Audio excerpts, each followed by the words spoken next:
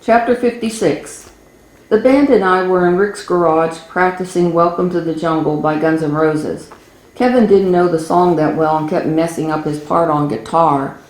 I can play it, I quietly told them. You can play guitar? Rick asked me, apparently not believing it. Yeah, she can play, Kevin agreed. She's good. Rick was still staring at me as if he didn't believe. So Kevin chuckled and handed me his electric guitar. Blow them away, he smiled at me. Daddy had told me not to play anything complicated when I first met Kevin because I tended to be too full of myself, and I never had, so even Kevin didn't know how well I could really play. Welcome to the Jungle wasn't a complicated song for guitar, so I supposed I could play it and not look conceited. I started just playing and singing that song, but by the time I was halfway through, I was on the floor, reared back and ripping it to pieces and wailing like Axl Rose.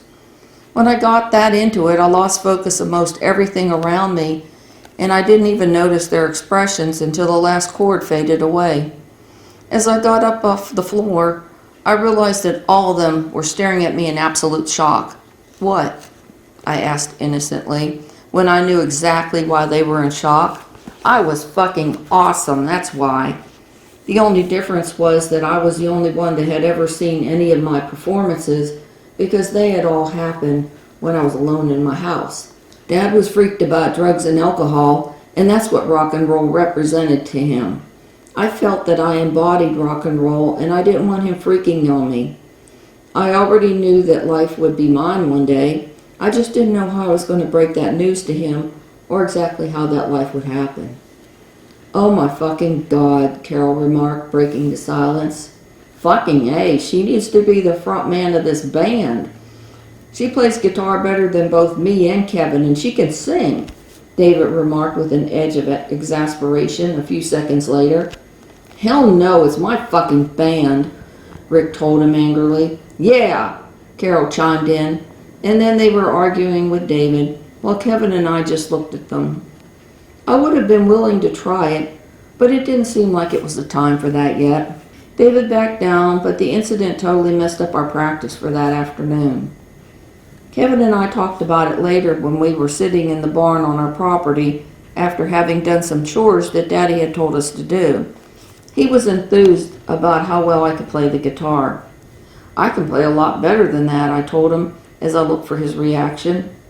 I was expecting him to be jealous, but he seemed eager to experience it. We went into the house and I checked to see if Daddy was around. I wasn't sure where he was. His truck was still there, but apparently he wasn't in the house. What are you doing? He asked. Making sure my dad isn't here. If he hears how well I can play, he's going to lecture me about drugs and alcohol again, and I'm so tired of hearing it. He smiled because Daddy had lectured us about many different things, including sex, since Kevin and I had become friends, and Kevin thought it was funny. I was really proud that my dad had advised him on a lot of things in life. He was so sheltered that he needed all the help and experiences me and my dad could give him. I was thinking that my dad might even have lectured David. I got my guitar out and played Brownstone, the song I'd written that had the complicated guitar solo in it. It was fun just to rip into it, looking and feeling cool. As the last chord faded away, I looked over to see Kevin just smiling, like he'd won $1 million. You are awesomely fucking fabulous, he exclaimed. And my smile suddenly dropped as I noticed my dad standing in the doorway. Kevin noticed my reaction and where my gaze was falling, and he turned around to see what had my attention. Hi, Kevin remarked to Daddy, as his face reddened from having said the F word. Fucking fabulous would be my impression of you too, Daddy replied in an irritated tone. When did you get so good? I blinked in surprise because Daddy rarely said the F word. You paid the guitar greats to teach me, and you said to practice, I argued back in my defense. And you learned. You hid how good you are on guitar for me, he argued back angrily. Why did you do that? Because I knew you'd be on my case about drugs and alcohol. I'm just so tired of hearing it. I noticed Kevin just staring at us and shrinking into the background. He didn't like conflict. and he had never seen my dad and I angry at each other. "Go to your room," Daddy shouted, "and Kevin," he said as he glanced at him, "go home now." I was never so surprised as I went to stomp up the stairs to hear Kevin reply, "I'll watch out for her, Dad. She's not interested in drugs or alcohol anyways. She hates that some of the guys smoke cigarettes." When did he start calling my dad Dad? Daddy looked at me and once again ordered me to my room, so I went. About an hour later he came to talk to me. He said he was proud that I was so good on guitar, but he had been really shaken that I had kept it a secret, and he didn't understand why I would do that. Why would I keep secrets from him? Yeah, he had paid for a few unnecessary guitar lessons. "You don't handle some subjects well," I told him in my limited experience of parents. Some years later, I would realize that he handled all topics extremely well, especially the topic of my being an alien. He seemed a little sad that I thought that. "I do my best. I know it's hard for you to see my point of view right now, but put yourself in my shoes for a moment. What would you do with a kid like you? You relish being rough and tough, beating sense into other kids. You can't get along with girls your age, but you sure get along with the boys. It feels like you have a dark side to you that you have to suppress. You knew how to drive when you were 6 years old. You're not afraid of anything. You talk about aliens. You have some intercommunication with animals that's just downright scary sometimes. You talk to the dog who tells you the future and what people are thinking. Your intelligence level is way beyond your years. You're really good at a lot of things without trying, and you're conceited about most of it. And that makes it hard for you to fit in and have friends. Tell me what to do about all that." I smiled because I thought it was funny because there was so much more he didn't know, and also that he was right about everything he did know. I was okay with everything besides the not fitting in part. That had always been hard to deal with. "I think I'd give her a mission if she was like that. A kid like that could save the world," I told him. In my mind, I thought I really would save the world. He shook his head in frustration at me. "I wouldn't know what mission to give you. You already seem to know everything. Maybe you should tell me what to do," he replied. "Could you just not keep secrets from me?" "Okay, I won't keep secrets anymore," I told him as I scooted over on the bed and hugged him.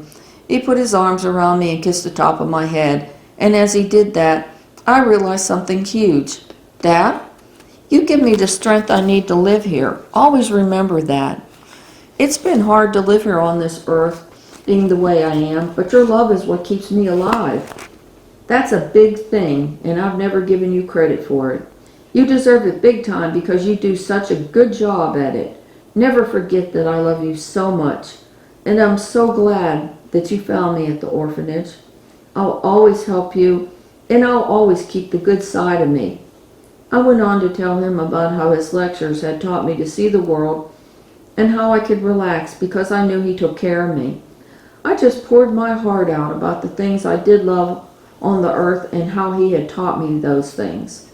I told him so many things that I'd kept in that I probably should have said, and afterwards I was a little scared of why I had told him all that.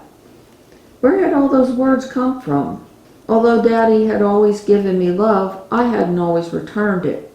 I might have said the words "I love you," but that was about all. I'd kept my feelings bottled up ever since I could remember, and I wasn't sure why. The reason I'd poured my heart out to him was just on the edge of my mind, but I felt it would only hurt me, and I snuffed it out before I could acknowledge it. 30 minutes had gone by now with my monologue. "Wow, where did that come from?" he asked as he pulled away to look at me. "You rarely talk about feelings to me, and you just told me 10 years worth." "I don't know," I replied, feeling sad. "Why do I feel so weird now?" He laughed and hugged me to him. "Because I think you gave it all to me. Now you have room for more feelings. Thank you for sharing with me." I didn't share his laughter, though. It had been hard to say all of those things, and it really felt like something devastating was about to happen that I couldn't handle. Pumpkin, you're my pride and joy. I've loved you before, I love you now, and I'll love you forever, no matter what you do. Thank you for telling me what's in your heart. You're welcome, I replied as I soaked up his warmth. Sometimes I didn't do that, but I felt like I really needed it then. That was also something that was hard for me to admit to myself. I sometimes needed the warmth of his hugs. We sat there for a moment. When did Kevin start calling you Daddy? I asked. Today. I think it slipped out, though, and I don't mind at all. He really cares about you, Pumpkin. He said he'd always take care of you, and I think he will. He will, I agreed. Yellow told me.